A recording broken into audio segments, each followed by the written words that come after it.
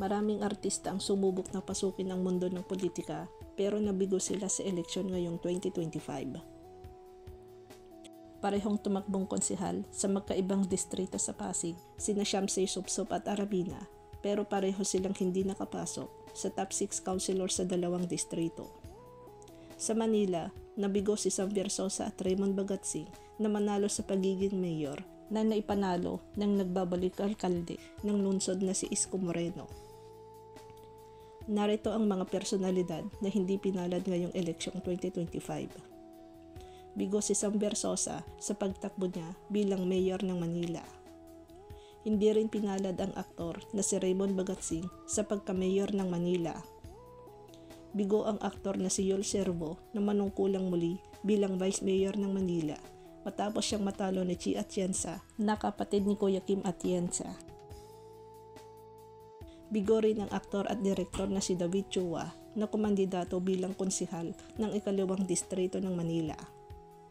Hindi rin nakapasok si Mocha Oson bilang konsehal sa Manila. Nabigo si Miss Universe 2011, third runner-up siyang si Supsup sa una niyang pagsabak sa politika bilang konsehal ng Pasig City. Bigo rin si Aramina bilang konsehal ng ikalawang distrito ng Pasig City. Pumangatlo lang ang aktor na si Victor Neri na tumakbo bilang mayor ng Makati City. Muling nabigo si Monsor Del Rosario sa eleksyong 2025 kung saan tumakbo siya bilang vice mayor ng Makati City. Una siyang tumakbo bilang vice mayor ng lungsod noong 2019. Bigo ang aktor na si Emilio Garcia na maging mayor ng bayan ng Bay sa Laguna.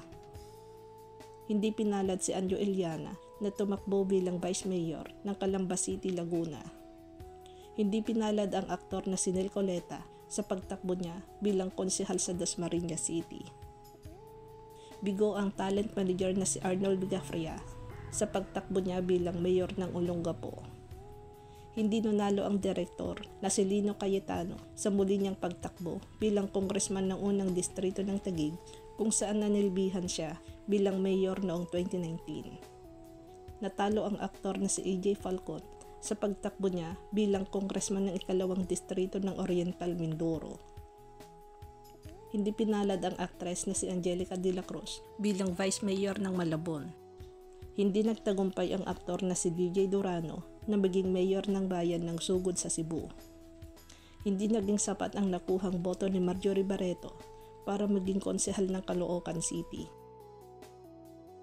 Talo ang aktor at komedyanteng si Dennis Padilla na tumakbo bilang konsehal ng ikalawang distrito ng Caloocan City. Tinalo ni Sol Aragones ang aktor na si Dan Fernandez sa pagkagobernador ng Laguna. Nabigo ang dating aktres na si Jim Castillo sa pagtakbo niya bilang vice governor ng Laguna. Nabigo ang direktor na si Bobet Vidanes sa kanyang pagtakbo bilang mayor ng Pililla, Rizal.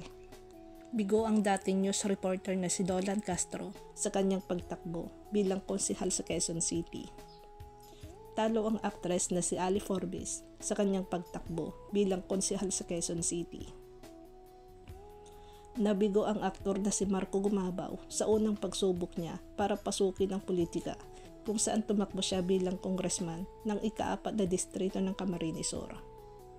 Natalo si Roy Benson bilang bukal ng unang distrito ng lalawigan ng Benguet.